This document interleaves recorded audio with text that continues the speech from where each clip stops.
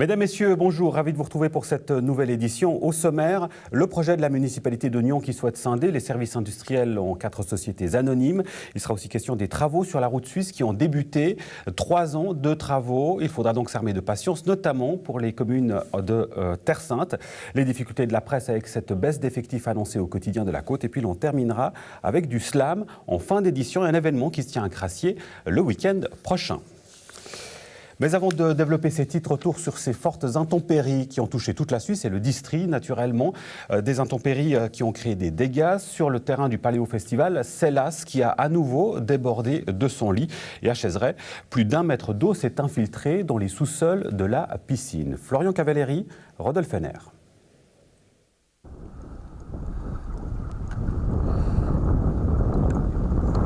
Ici, on est à la piscine de Chaiseray et c'est une piscine qui a pris l'eau. En effet, la rivière de Las est sortie de son lit et des infiltrations ont été constatées à la piscine de Chaiseray avec passé 1,25 m d'eau dans les sous-sols. Des moyens cantonaux et régionaux étaient mis en place. Alors justement, qu'est-ce qui a été mis en place exactement? Alors, nous avons mis en place des pompes à haut débit de la cellule cantonale et également une déviation de la rivière en aval de son lit pour éviter les infiltrations. Combien de moyens ont été engagés? Alors il s'agit de plus de 25 personnes qui sont engagées actuellement sur le site de la piscine de Chaiseray. La problématique, c'est que là, ça a été débordé en amont de la piscine de Chaiseray. Le terrain est trempé et du coup, tout a ruisselé en direction de la piscine. Exactement, c'est ça. Et en plus, avec les pluies qui sont très hautes en altitude, la fonte des neiges accentue le problème. J'imagine que l'idée, c'est de pomper, puis ensuite on verra les dégâts. Exactement, le principal est de sortir l'eau du bâtiment et ensuite on pourra faire l'état des lieux.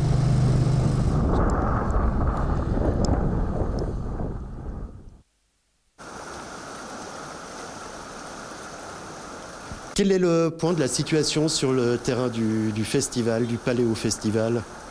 Par rapport au débordement de la rivière, j'imagine, ça déborde, c'est qu'un tout petit bout du terrain, hein, c'est juste la rivière qui déborde un peu. Là, elle monte, elle redescend, elle remonte. C'est la deuxième fois ce mois.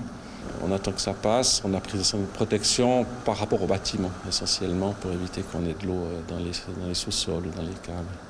Alors justement, quelles sont ces mesures qui sont prises? J'imagine que ça passe par des sacs de sable. Vous ne pouvez pas faire grand-chose de plus? Non, alors effectivement, c'est des sacs, je ne sais pas si c'est du sable ou des matières spéciales qui protègent, qui font barrage. Et puis, le service du feu de Nyon ou la protection civile, je ne sais pas exactement qui des deux, sont venus poser un barrage, justement, pour que la rivière regagne son lit plutôt que d'arriver sur nos bâtiments. Et des intempéries qui ont naturellement mobilisé les services de secours, en particulier les pompiers. Pierre-Yves Cortési, bonjour. Bonjour. Commandant du SDIS Nyon-Dole, la situation aujourd'hui est revenue plus ou moins à la normale actuellement? Oui, la situation est revenue plus ou moins à la normale. C'est vrai qu'il y a des gros pics d'intervention. C'est surtout, je dirais, sur 24-48 heures. Il faut quand même après du temps pour que les rivières reprennent leur cours normaux. Actuellement, on a encore quelques inondations, mais ça reste tout à fait ponctuel. En termes de mobilisation de vos forces, ça comprend combien de personnes environ? Alors, c'est évidemment les 4 sites en fait, du SDIS Nyon-Dole qui ont été mobilisés, pas forcément au même titre, mais je crois que tous les secteurs ont été touchés, avec quand même une mention spéciale, je dirais, pour le secteur de Beaumont, qui a été particulièrement touché par ces intempéries. Je dirais que l'ensemble du site de Beaumont a été mis en action, et puis les différents sites également. Ça représente, je pense, une bonne 60aine de personnes qui ont été mobilisées sur l'ensemble pour traiter ces quelques 30-40 interventions avant-hier. Et on profite de votre présence pour faire un point sur l'année 2017. Vous allez présenter le rapport de l'année 2017 pour le SDIS Nyon-Dole. En termes de nombre d'interventions, on va commencer par ça. On est légèrement au-dessus de la moyenne des 4 dernières années, mais il y a eu l'année dernière 449 interventions contre 445 en 2016. Donc on est stable sur cette année 2017, il n'y a pas eu de pic. Non, tout à fait standard par rapport à, je dirais, au total des interventions. Par contre, quelques différences évidemment en fonction des types d'interventions. On a par exemple eu plus d'incendies l'année passée, plus d'inondations également, et à contrario, alors moins d'alarmes automatiques par exemple, voilà, qui nous ont moins sollicités. Alors justement, ces alarmes automatiques, qu'est-ce qui explique? Parce qu'il y a quand même une baisse importante de ces alarmes automatiques. Pourquoi? C'est vrai que c'est presque 30% de moins. C'est lié à des nouvelles procédures qui ont été mises en place au niveau du canton. Donc la centrale de traitement des alarmes, le 118, a maintenant de nouvelles procédures qui impliquent justement plus les propriétaires, les exploitants de ces infrastructures. Et c'est eux qui doivent confirmer ou infirmer justement l'engagement des sapeurs-pompiers. Ce qui fait que voilà, on est parfois maintenant moins sollicité pour ce genre d'intervention. Et on vient de voir à l'image il y a quelques instants cet impressionnant incendie, c'était au château d'Yvonne. 18 janvier 2017, alors ça fait probablement partie d'un des éléments forts de cette année 2017, il y en a eu d'autres aussi. Oui, alors c'est vrai que c'était quand même, je pense, l'élément le plus marquant qu'on a eu l'année passée. Après, il faut quand même avouer aussi que c'est pas forcément l'ampleur qui est marquante. Hein. Je veux dire, malheureusement, une désincarcération lors d'un accident de la route, par exemple, sera tout aussi marquant, sensible, etc. Mais maintenant, c'est clair qu'on a eu aussi quelques autres gros sinistres, que ce soit dans le domaine du feu, par exemple, alors du côté de Terre Sainte, un hangar qui a brûlé du côté de Mille, ou alors peut-être citer aussi quelques interventions chimiques, qui sont aussi des interventions relativement lourdes et conséquentes qu'on a eu à déplorer l'année passée. Plus d'incidents et d'inondations, vous l'avez dit, les inondations, ma foi, c'est des phénomènes naturels, on n'y peut rien. Les incendies, c'est de la négligence ? Non, disons que c'est difficile de pouvoir tirer un constat comme ça sur une année. On a de tout. Je dirais qu'on a à peu près 10% d'incendies supplémentaires, en sachant aussi évidemment qu'un feu de château aura la même valeur dans la statistique qu'un feu d'un container en ville. Hein, voilà. Mais je ne crois pas qu'il y ait de négligence ou ce genre de choses. C'est un petit peu les aléas, je dirais, malheureux de la vie qui font ça. Alors quand on dit pompiers, on pense souvent aux camions. C'est au-delà de la symbolique. Il y a évidemment, c'est une force de travail importante. Vous avez un nouveau camion, c'est une tonne-pompe de dernière génération avec une lance performante Cobra. On en avait déjà eu l'occasion d'en parler, mais ça change un certain nombre de choses sur vos interventions. Oui, c'est vrai qu'un tonne-pompe est une pièce maîtresse dans une intervention lors d'un feu. C'est un véhicule de nouvelle génération qui est équipé de cette lance perforante. En quelques mots, ça nous permet de pouvoir intervenir sur un milieu confiné. Un feu, lorsqu'il brûle dans un volume, dans un milieu, peut arriver jusqu'à créer des phénomènes thermiques. C'est quelque chose qui est dangereux, qui malheureusement tue encore des sapeurs-pompiers et des civils dans le monde. J'en veux pour preuve les 2 pompiers décédés dans le nord de la France au tout début d'année. Et cette lance nous permet de pouvoir travailler sans rentrer dans le volume en prenant de risques. C'est-à-dire qu'on va percer carrément les murs. Donc on perce de n'importe quel matériau avec la puissance de l'eau. On est à 300 bars. On vient y adjoindre un abrasif qui va créer un petit trou de 3 mm. Et puis ensuite, on laisse cette eau rentrer dedans sous pression. Et puis on va inerter le phénomène à l'intérieur. Et pour nous, ça nous permet après de rentrer dans le volume sans prendre de risques, sans exposer nos intervenants. Voilà. Plus d'efficacité et de sécurité pour ce nouvel engin. Merci beaucoup Pierre-Yves Cortési pour ces précisions. Puis, déjà bonne année pour cette année 2018. Qu'elle vous soit douce. Merci. Merci. La municipalité de Nyons souhaite transformer les services industriels en plusieurs sociétés de droit privé. Elle présentera ce projet au conseil communal. Les explications de Claude Huldry. Il est au micro de Florian Cavalleri. Avec une commission du conseil d'abord. Tout d'abord dire quand même que le dépôt de ces préavis est un moment important pour la ville et les services industriels puisqu'il résume une année et demie de travail tant au niveau de la ville qu'au niveau des services industriels et d'un groupe de travail du conseil communal. Actuellement, les SI appartiennent entre guillemets à la ville de Nyons et dans le futur, si le conseil communal l'accepte, nous aurons donc une société de droit privé. Mais pourquoi faut-il faire passer les SI en SA ? Alors, l'autonomisation des SI, ça fait longtemps qu'on en parle. C'est dû principalement à la libéralisation du marché, d'abord de l'électricité, qui aujourd'hui n'est que partielle, mais qui a quand même des influences sur les SI. Et on voit que ces sociétés-là devront, dans l'avenir, avoir plus de réactivité qu'aujourd'hui. Aujourd'hui, les SI nous rapportent déjà entre 2, 5 et 3,5 millions par année selon les années. Mais au moins, nous n'aurons pas un manco.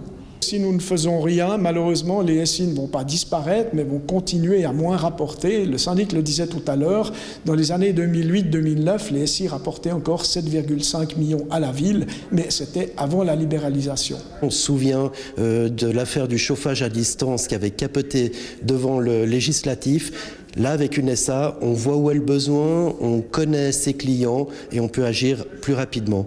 Alors, on connaît ses clients, vous l'avez dit, mais surtout, on a une possibilité aussi de rassurer ses clients, c'est-à-dire de savoir qu'on va aller jusqu'au bout du projet.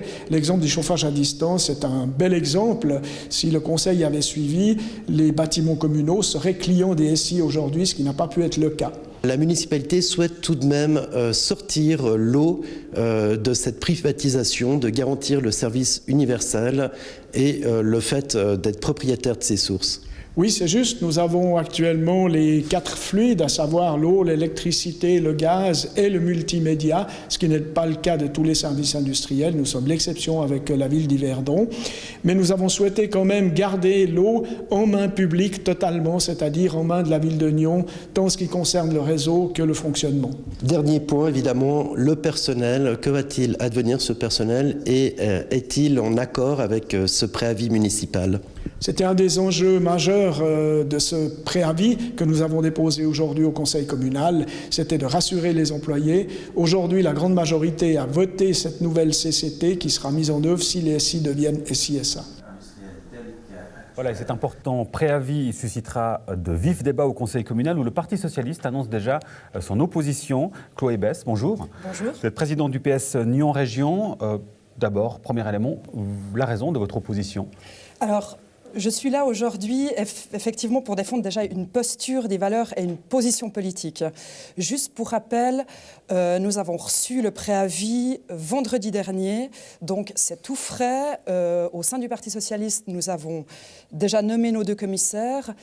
Nous avons le conseil communal lundi. L'ensemble de la commission va être nommé donc lundi. Et puis la première séance aura lieu seulement le 13 février. Donc on ne va pas rentrer dans le détail. Donc ne rentrons pas dans le détail. C'est des questions de principe.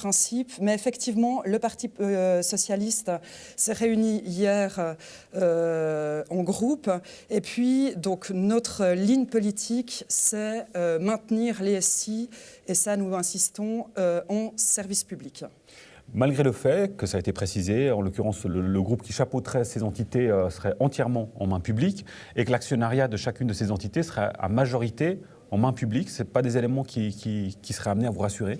Alors, je vais peut-être vous donner un exemple. Par exemple, la Poste, qui est une SA 100% en main de la Confédération, le politique n'a plus aucune emprise, par exemple, sur la fermeture des bureaux de poste. Non, ça ne nous rassure pas. Et dans ce cas-là, du coup, qu'est-ce que vous craignez ?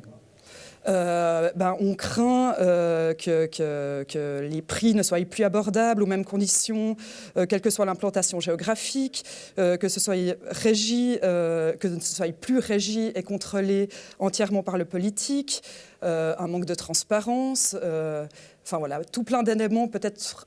Que c'est un peu tôt pour les développer aujourd'hui et puis qu'on pourra un peu plus les débattre une fois que la commission aura rencontré le municipal et le chef de service. Quand on entend justement le municipal dire et nous faire comprendre qu'il y a une question d'être en adéquation avec le marché, qu'il faut être de plus en plus flexible et qu'une SA permettrait peut-être d'être plus flexible qu'une société en main publique. Au niveau de cette question du marché, là encore sur des questions de principe, ce n'est pas un argument que vous entendez ? Nous pouvons l'entendre, mais on ne voit pas en quoi un service public ne peut pas non plus travailler à l'augmentation des recettes en développant son activité et notamment aussi en lien avec les énergies renouvelables. Il ne faut pas oublier que nous avons, et ça j'insiste, par rapport à la stratégie énergétique 2050, aussi un élément sur lequel nous devons être extrêmement vigilants et en lien aussi avec le service public. Il y a un élément évidemment pour le Parti socialiste qui est important sur tout type de dossier de ce genre-là, c'est la question de l'emploi. Là, on voit que les éléments ont été a priori relativement bien respectés, avec une délégation du personnel qui est accompagnée du syndicat SSP. Est-ce que c'est un bon processus à vos yeux ? Est-ce que ça aurait pu être mieux fait ? Alors, encore une fois, c'est des éléments aujourd'hui sur lesquels nous ne voulons pas avancer notre position, mais nous avons des avis très clairs sur le sujet et nous serons extrêmement vigilants sur le devenir actuel des employés. Si vous avez un avis très clair sur le sujet, vous ne voulez pas nous donner cet avis ? Je pense que la commission ne s'est pas encore rencontrée et je pense que nous avons encore des questions à débattre et à soumettre au municipal et à son chef de service. Tout vient à point qui sait attendre. Exactement. On attendra donc le développement de ces éléments-là pour avoir le détail. Merci beaucoup Chloé Besse pour votre présence. À bientôt. À bientôt. En bref, la construction du dépôt du petit train Nyon-Sancergues débutera bel et bien cet été sur la plaine de l'As. C'est l'annonce faite par le canton de Vaud et la compagnie de chemin de fer Nyon-Sancergues-Moret. C'était mercredi. Les travaux débuteront au mois d'août. Des travaux rendus possibles grâce au retrait du recours au projet de construction par un voisin direct de la parcelle. Reste désormais, on l'imagine, à Paléo de réarranger ces parcelles. Ce sera pour l'édition 2019. Nyon propose au Conseil communal de renforcer sa communication institutionnelle dans le quotidien de la Côte et sur Nyon Région Télévision. Un préavis pour un budget total de 120 000 francs a été déposé en ce sens. Je vous propose d'entendre le syndic Daniel Rosla. Il est au micro de Florian Cavalleri. Daniel Rosla, bonjour. Bien le bonjour. Vous présentez lors du prochain Conseil communal un préavis intitulé « Soutien à la presse locale ». Tout d'abord, quel est le panorama, le paysage de cette presse locale ? Il faut dire que la presse est dans des sérieuses turbulences, la presse locale d'une part, mais aussi plus largement la presse régionale ou nationale. C'est vrai qu'il y a des changements d'habitude, il y a des réseaux sociaux qui prennent une place très importante, notamment en termes de revenus publicitaires. Et c'est vrai que les médias ont toujours donné davantage de place aux réseaux sociaux. Et paradoxalement, c'est un transfert de recettes publicitaires. Et moins de recettes publicitaires égale forcément des difficultés par rapport au modèle économique de la presse. Ce préavis demande 120 000 francs supplémentaires au budget 2018. Ces 120 000 francs, à quoi vont-ils servir ? Alors le but, c'est d'apporter un soutien concret à la presse locale sans pour autant entrer dans le subventionnement. Je pense qu'il n'est pas du rôle des autorités communales de subventionner la presse, notamment la presse écrite qui appartient à un groupe solide par ailleurs, mais plutôt d'avoir un échange de prestations. Donc le but, c'est de pouvoir acquérir des espaces publicitaires ou promotionnels de manière à favoriser le dialogue avec les citoyens, de donner davantage d'informations sur les activités de la commune, tout en apportant des revenus supplémentaires à ce média, en l'occurrence la Côte. Vous le dites, ce n'est pas pour but. Le but n'est pas de subventionner la presse locale. Néanmoins, est-ce que les communes n'ont pas un devoir de communication ? Alors je pense que les communes ont un rôle à jouer. On a la chance dans le district Nyon d'avoir à la fois un quotidien, la Côte, d'avoir une télévision régionale, NRTV, et je pense qu'il est du devoir des autorités de jouer un rôle par rapport à ces médias sans entrer dans la cuisine rédactionnelle, mais de profiter de ces médias parce que c'est une chance, pour favoriser la cohésion sociale de notre district, pour communiquer avec nos citoyens, pour mettre en valeur les actions politiques, sociales, sportives, culturelles, qui font que ce district a une âme, ce district a une identité, et ça va favoriser aussi la notoriété à la fois de la ville de Nyon et de notre district. Vous souhaitez aussi développer des synergies entre NRTV et la Côte. Comment ?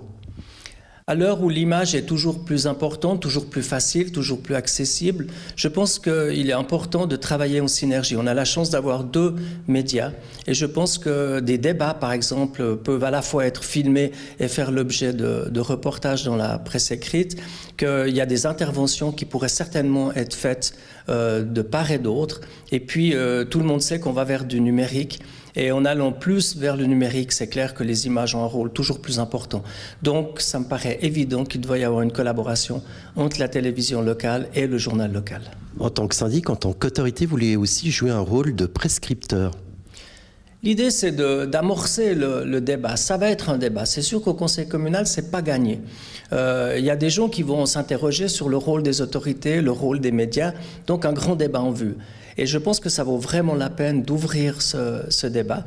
Et on verra bien ensuite ce qui se passe. Mais Nyon aimerait donner un signal. S'il pouvait être repris par d'autres communes, ça serait évidemment très positif. Daniel Rosla, merci beaucoup de nous avoir accordé cette interview. Merci à vous. Cette information a été communiquée en même temps que l'annonce de licenciement au quotidien de la Côte qui fait face, comme tant d'autres titres, à une baisse de ses recettes financières. Bruno Collantier, bonjour. Bonjour. Vous êtes l'éditeur délégué du quotidien La Côte, un quotidien qui annonce une restructuration. Expliquez-nous les grandes lignes de cette restructuration. Alors, le mot restructuration est peut-être un peu trop fort. On va parler de difficultés, ça il ne faut pas le nier, nous sommes dans les chiffres rouges. Donc c'est lié à notre exposition très forte aux revenus publicitaires. Et comme vous le savez, le marché publicitaire se porte structurellement pas bien. Donc il y a une baisse forte des recettes publicitaires au niveau national. Et puis on observe depuis 2 ans un décrochage au niveau local. Nous dépendons à 75% des revenus publicitaires, donc vous imaginez l'impact que ça peut avoir au niveau du compte d'exploitation.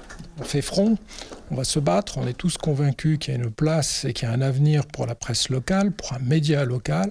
Malheureusement, le projet va se traduire aussi par une réduction d'effectifs, donc nous avons annoncé hier la suppression de 2 postes. Toute l'équipe est vraiment très affectée par le le licenciement de 2 collègues qui a été annoncé hier matin, donc mardi matin. On savait déjà depuis plusieurs semaines, voire plusieurs mois, que des licenciements allaient se produire. Mais c'est jamais possible, bien sûr, de se préparer à un choc de ce type, surtout dans une petite équipe comme celle du Journal de la Côte, qui est très solidaire et qui joue collectif au quotidien. On s'est réunis, on a demandé à la direction de pouvoir discuter avec elle et de proposer des pistes alternatives, ce qui a été accepté. Une délégation de 3 journalistes a donc pu participer à ces discussions qui ont duré 1 mois à peu près. Et donc grâce à ça, on a réussi à limiter un peu la casse, mais malheureusement, on n'a pas réussi à l'éviter totalement, Ce sont des moments forts qu'on vit et extrêmement difficiles. Maintenant, il y a une volonté commune et qui soude vraiment toutes les équipes, c'est-à-dire on croit en l'avenir d'un média local. Il y a ce projet qui est vraiment intéressant et qui fédère. Maintenant, en effet, comme vous dites, maintenant il faut aller de l'avant et il faut tous se mobiliser sur ce projet qui est un beau projet dans un timing qui va arriver vite, mais c'est aussi la manière de non pas d'oublier, mais de tourner un peu la page et de se mobiliser, de mobiliser les talents, parce que c'est de chacun que viendra vraiment l'existence et la pertinence et la force de ce nouveau projet. C'est un long serpent de mer qui met à rude épreuve la patience des automobilistes et des riverains. Les travaux de la route suisse entrent dans leur 2e phase qui concerne le tronçon Copémie. Mardi soir, des experts répondaient aux questions des habitants de Terre-Sainte. 4 communes y sont concernées, notamment celle de My. Claude Fitière, bonjour. Bonjour. Vous êtes le municipal en charge des infrastructures à My. On va peut-être, pour débuter, rappeler la raison de ces travaux très importants. Alors, il faut peut-être commencer par dire qu'il y a en fait 3 chantiers principaux. Un, vous l'avez nommé, c'est la route de Suisse à Versoix qui rentre dans sa 2e étape. Étape à partir de laquelle les choses vont un petit peu se compliquer. Qui a débuté mercredi. Qui a débuté en fait dans la nuit de mardi à mercredi. C'était juste après qu'on ait fait la séance d'information publique à Coppet, effectivement. Et puis ensuite, il y a le pendant, je dirais, de la requalification de la RC1, donc de la route suisse côté Vaud, qui est un chantier qui s'étend entre My et Founet. Et puis, en 3e lieu, il y a les chantiers spécifiques à la commune qui sont les sites, c'est pour le remplacement d'une conduite d'eau sous pression, et celui des CFF pour la finition de la place de la gare et des infrastructures qui sont prévues. Pourquoi une concentration, finalement, de tous ces chantiers en même temps? À My, c'est encore plus flagrant. Alors en fait, le chantier de CFF concernant My, ça fait déjà longtemps qu'il est en route, si j'ose dire ça, pour un chantier ferroviaire. Ça, c'est un concours de circonstances, du coup. Et ça, c'est un concours de circonstances. Et puis là-dessus est venu se greffer le fait que la conduite d'eau sous pression de la route de la gare nous a créé beaucoup de soucis ces dernières années. Et lors de le dernier incident a déformé complètement la chaussée, ce qui a rendu nécessaire le fait de refaire pratiquement la route, quand bien même on venait de faire, il n'y a pas très longtemps, le phono absorbant sur cette route. Alors tous ces chantiers vont durer à peu près 3 ans. C'est une longue période. Il y a en l'occurrence d'autres itinéraires qui ont déjà été mis en place. Donc il y a des solutions de repli, mais par contre, il va falloir rallonger, parfois de manière très importante, le trajet si on va par exemple en direction de Genève. Alors ça c'est vrai, peut-être juste pour corriger, donc les 3 ans ça concerne surtout les 2 gros chantiers de la route suisse. Par rapport au chantier de Mies, c'est une durée heureusement pas trop longue de 3 mois qui va affecter le trafic sur la route suisse. Maintenant pour revenir au chantier de la route suisse, le chantier vaudois, il a ce côté, je dirais, sympathique, c'est qu'il ne va pas induire de restrictions dans le sens où le double sens sera maintenu pendant toute la période de chantier. Ce qui n'est pas le cas à Versoix, en l'occurrence. Ce qui n'est pas le cas à Versoix, puisque Versoix fonctionne en 4 étapes, dont à partir de la 3e étape, il ne sera pas possible de traverser Versoix dans le sens Vaud-Genève. Et puis, c'est pourquoi les autorités genevoises et de Versoix ont mis en place un système de contournement de Versoix, qui consiste en fait à monter par la route de Montfleury et puis ensuite emprunter la route de l'Étrat et la route du Bois Fromager pour se repiquer sur la route de Ferney et puis revenir en direction de la route suisse en fait. Et pour les usagers et aussi les riverains du coup de ces zones-là, quel est le message que vous souhaiteriez leur faire passer ? Alors j'en ai 2. Pour les automobilistes purs et durs, c'est de prendre leur mal en patience et puis d'essayer de trouver, ma foi, des solutions créatives pour arriver à temps à leur travail. Je pense qu'il y a probablement un étalement aussi des heures de trafic à envisager. On propose aussi, et puis avec l'appui du conseil régional qui nous a transmis des informations sur des sites qui permettent d'organiser le covoiturage. Et puis le message principal, c'est essayer une fois de tenter l'expérience des transports publics pour ceux qui ne l'ont pas encore fait, parce que je pense que pour arriver à l'heure à un rendez-vous à Genève, ne serait-ce qu'avec son propre travail, ça sera probablement plus sûr d'emprunter le train, par exemple. Et en bon vaudois, on dirait que le risque, c'est qu'on soit déçu en bien. Voilà, tout à fait. Merci beaucoup Claude Hilfiker, puis on dirait bien sûr bonne chance et bon courage aux usagers de cette route suisse. Bon courage à vous aussi Claude Hilfiker. Merci beaucoup. Au revoir. Les assises européennes de la transition énergétique se tiendront du 30 janvier au 1er février à Palexpo Genève. De nombreux événements sont organisés en marge de cette manifestation dans le district, notamment avec le festival Off. Et à cette occasion, la steppe de Terre Sainte ouvre ses portes. Visite guidée en compagnie de Greg Barnil et Florian Cavalleri.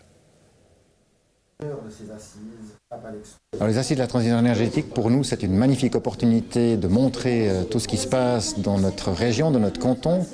C'est vrai que souvent le vaudois est discret, mais nous avons été précurseurs à bien des égards, notamment en matière de production d'énergie renouvelable sur tous les nouveaux bâtiments. Et justement, la présence vaudoise se concrétise sur le terrain dans le cadre des assises par une maison vaudoise et spécialité vaudoise, on y découvrira le quart d'heure vaudois.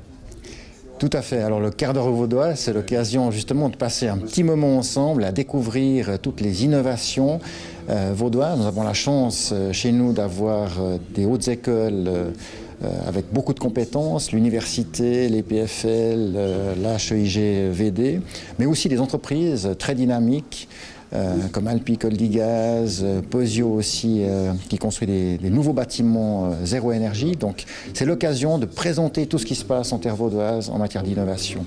Qu'est-ce que ça représente les assises de l'énergie, de la transition énergétique pour le district de Nyon ? Alors c'est une opportunité de pouvoir associer la population aux travaux et aux idées concernant effectivement cette question de transition énergétique, c'est-à-dire la diminution de l'impact énergétique que nous avons sur le territoire. Il faut juste le rappeler, le canton de Genève est plus petit que le district de Nyon.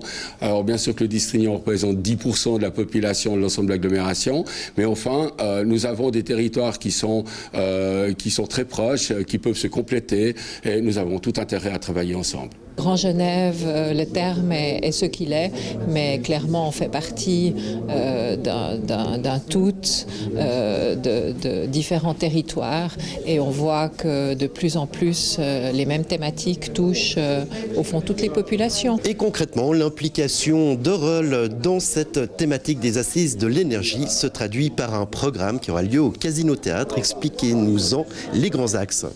Les grands axes, c'était l'idée que toute la société civile civile et culturelle se regroupent autour de ce projet. Donc nous avons proposé un spectacle qui est un one-man show humoristique mais très impliqué sur la cause de l'environnement et du développement durable.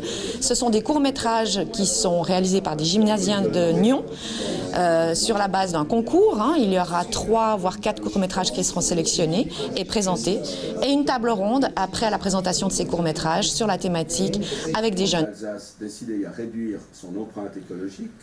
Voilà, vous l'aurez compris, c'est la présentation du programme de ce festival OFF par le Conseil régional et le canton. Si vous êtes intéressé par la visite de la steppe, je vous invite à vous reporter sur notre page Facebook. On ouvre une page culture à présent avec tout d'abord à Nyon, La Grenette qui revit, la nouvelle association qui s'est constituée. Il dévoile sa première exposition, ce sera ce vendredi 26 janvier. Sa mission, mettre en lumière les arts plastiques. Rencontre avec Rodolphe Henner.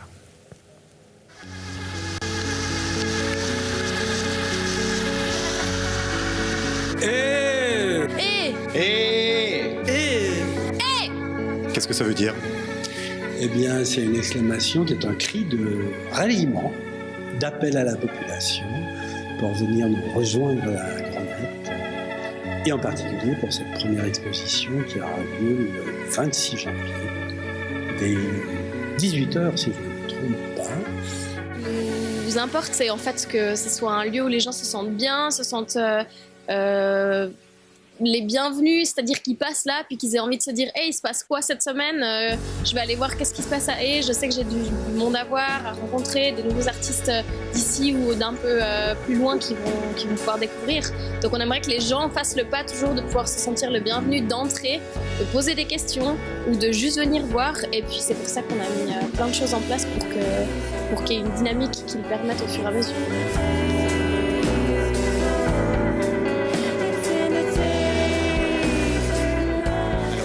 D'un côté, les éditions Ripopé avec Stéphanie Pfister et Jessica Vaucher. On a Selecta qui est géré par Barbara Ciampa. On a Tandem avec Chloé Demetriades et dans ce tandem Milena Keller. Et d'un autre côté, un autre artiste, Pierre Schwartzmann, qu'il ne faut pas présenter à Nyon. Un lieu au centre-ville de Nyon, donc qui va être occupé très régulièrement, c'est notre envie. Il y aura plein d'événements, plein d'expositions. On a prévu une vingtaine d'événements cette année, donc on espère que ce sera très vivant. On a un programme très ambitieux, mais en fait notre idée c'était vraiment que ce ne soit pas un espace mort au centre de Nyon, donc qu'il y ait vraiment régulièrement des choses et que les gens puissent rentrer dans la Grenette, voir ce qui se passe souvent. Oui, du coup on a un site internet e.ch. Alors il y a 4 E en H.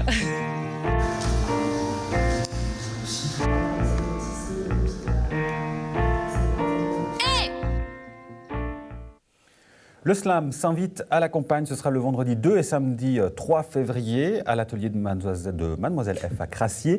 Et Mademoiselle F est justement avec nous. Fabienne Poncer, bonjour. Bonjour. Organisatrice de cet événement, amoureuse du slam, j'imagine. On ne peut rien vous cacher, en effet. Je l'avais deviné, effectivement. Et avec nous, un slammer, il s'agit de Pablo. Bonjour Pablo, alias Pablito, l'indomptable ou encore le sale gosse. Ça donne un peu une image de vos différentes facettes, Pablo. Oui, c'est ça, c'est différents personnages que j'ai créés au fil de mon parcours de slammer. Voilà, Pablito, c'est plus un peu le rigolo, l'indomptable, le révolté, le sale gosse, c'est un petit peu le rappeur ou la caïra. On aura peut-être des petits extraits pour voir. On essaiera de deviner lequel de ces personnages va nous jouer justement Pablo tout à l'heure. Mais avant toute chose, un petit extrait et on se retrouve juste après. Nos yeux nous rendent aveugles, nos sens nous rendent insensibles. Qui parviendra un jour à dire l'indicible et qui inventera la machine qui servira à voir l'invisible? La vision est le sens dont la portée est la plus grande, qui permet de percevoir à travers une ellipse son amande, des éléments se trouvant à des années-lumière de l'observateur. Mais notre vision et notre ouïe sont trompeuses. Les objets changent de taille et les bruits changent de volume avec la distance, loin des yeux, loin de la conscience. Voilà pour ce petit extrait avec donc cet événement le week-end prochain, je l'ai dit, 2 et 3 février à Crassier. Il y a en tout 7 artistes slammers, Fabienne, qui seront présents. Comment va se dérouler ces 2 soirées ? Tout d'abord une scène libre, parce que c'est une chose essentielle pour le slam. Ouvert à tous. Ouvert à tous, absolument. Ça, c'est en début de soirée avant, à 20h, ouais. d'autant plus que Pablo organise un atelier de slam le mercredi à la bibliothèque de Chaiseray, et les personnes qui souhaiteraient se lancer dans le slam pour la première fois, ou bien des initiés, peuvent participer à cette scène libre. Une scène libre, c'est pas forcément évident, Pablo, de se lancer comme ça, en plus en début de soirée, faut en avoir dans le coffre. Oui, tout à fait. Et c'est vrai que dans les scènes libres, il y a autant des slammers expérimentés que des débutants. Et lors des scènes libres, il y a souvent des slammers qui se lancent pour la première fois, qui sont jamais montés sur scène ou qui n'avaient jamais forcément écrit avant. Le slam, on va dire que c'est de la poésie urbaine, ça a été développé dans les années 80. Là, on voit, en France, on a Grand Corps Malade, qui est très connu dans ce domaine-là. En Suisse, ça fait une bonne dizaine d'années maintenant qu'on voit des artistes, comme toi aussi du côté de Lausanne notamment. Qu'est-ce qui, dans le parcours d'un slammer, qu'est-ce qui fait qu'on se dit, je vais me lancer? C'était quoi pour vous? Moi, déjà, à la base, je suis rappeur et j'écrivais déjà pas mal de poésie. Et j'avais aussi fait un peu de théâtre. Et du coup le slam, ça m'a permis de regrouper un peu tout ça. Et c'est justement en allant à des scènes ouvertes que ça m'a poussé à me lancer dans le slam. Alors, on voit un peu le style de Pablo, Fabienne, sur les différents artistes. J'imagine qu'évidemment, autant il y a d'artistes qu'il y a de styles différents. Mais c'est ça qui est formidable dans le slam, c'est que c'est complètement ouvert et puis chacun peut s'exprimer à sa manière. Il n'y a pas de tabou? Il n'y a aucun tabou. Tout est libre et autant pour les artistes que pour le public qui vient, c'est magique parce qu'on est dans des univers extrêmement différents. Ces soirées, on va le préciser, il n'y a pas de prix d'entrée, c'est une collecte au chapeau à la fin. C'est une collecte au chapeau, effectivement. C'est l'association des Amis de Mademoiselle F qui organise ça et pour laisser ouvert à tout le monde, voilà, il y a un chapeau. Et cet atelier, Pablo, donc vous l'organisez ce mercredi 31 janvier, pour ceux que ça intéresse, pour se préparer à la scène libre du week-end suivant. C'est 17h à 19h à la bibliothèque de Chaiseray, et là c'est ouvert aussi à tout le monde. C'est ouvert à tout le monde, tous les âges, enfants, adultes, ados, retraités même. C'est vraiment ouvert à tous. Et ce sera un atelier d'initiation au slam. Et j'imagine, naturellement, comme le théâtre, comme l'improvisation, c'est un bon moyen pour pouvoir gagner en confiance, comme tous les métiers de la scène, finalement. Oui, tout à fait. Et d'ailleurs, le slam est même utilisé pour initier à l'art oratoire, pour donner de l'assurance, pour parler en public. Donc, et c'est vrai que dans le slam, il y a à la fois l'aspect écriture, mais aussi l'oralité est très présente, l'interprétation, la performance ont une grande place dans le slam. Et qu'est-ce qui fait d'un slammer un bon slammer ? C'est un slammer qui a une bonne plume, qui interprète bien son texte et qui est original, drôle, touchant ou engagé. La polyvalence. La polyvalence, exactement. Fabienne, pour tous ces différents artistes, il y a forcément un coup de cœur que vous avez. Est-ce qu'il y a quelque chose qu'il ne faut absolument pas rater ou, évidemment, il faut être là les deux soirées. Il faut venir les deux soirées. Oui. Non, sincèrement, ça va être tellement différent. Ça dépend de la sensibilité du public, donc non, il faut venir les deux soirs. On ne peut pas prévoir à l'avance, évidemment, forcément. C'est aussi le jeu avec le public. Il y a une atmosphère particulière, un échange qui se fait. Complètement. Et puis, comme l'atelier est petit, il y a vraiment un rapport très intime entre les slammeurs et le public. Une grande proximité. Oui. Et puis, évidemment, on l'a vu en extrait tout à l'heure, Pablo. Je ne peux pas me passer du plaisir de lui demander s'il serait d'accord, mais je crois que oui, de nous faire donner un petit exemple, un petit extrait justement peut-être de ce qu'on pourra voir le week-end prochain. Mon quartier, il n'est pas gris. Mon quartier, il est tout petit. Dans mon quartier, je croise plein de gens. Dans mon quartier, je crois que la vie a plein de dents quand le temps est clément. Mon quartier, il ressemble aux autres quartiers. Il y a les habitants cool et les habitants pressés. Des fois, les quartiers, ils sont unis et des fois, ils sont divisés. D'un quartier à l'autre, ça se ressemble, mais c'est pas pareil. Ça va des pires ghettos au pays des merveilles. Dans mon quartier, on mange, on boit, avec des couverts ou avec les doigts. Pour certains, la vie est douce, pour d'autres, elle est amère. Pour certains, c'est la belle vie, pour d'autres, c'est la galère. Ma ville est ronde et mon quartier a fait le tour du monde. En général, tout va bien, mais parfois, il y a des pépins. Mon quartier, faudrait le prendre avec des gants, parce que si tu t'y prends mal, ça finit en bain de sang. Mon quartier, je l'appelle le croissant de lune, il est pentu un peu comme une dune. Je parle pas le mandarin, mais ce qui est certain, c'est qu'il est rouge comme la Chine. Mon quartier est d'orange sanguine. Magnifique, merci et bravo. C'était le sale gosse, là? C'était le sale gosse, exactement. On a compris. Le sale gosse, ou Pablito, ou l'indomptable, ou Pablo. À voir donc vendredi 2 et samedi 3. En tout cas, samedi, c'est ce jour-là que vous produisez Pablo. Et puis donc, on l'a dit, vendredi 2 et samedi 3 à l'atelier de Mademoiselle F à Crassier. Et l'atelier de Pablo, mercredi 31 janvier, à la bibliothèque de Chaiseray, entre 17h et 19h, ouvert à toutes et à tous. Merci beaucoup, Fabienne. Merci Pablo. Merci. Le rendez-vous est donc pris. Merci à vous pour votre fidélité. On se retrouve avec un grand plaisir, pour ma part en tout cas, la semaine prochaine, même heure, même endroit. Bonne suite de programme sur NRTV.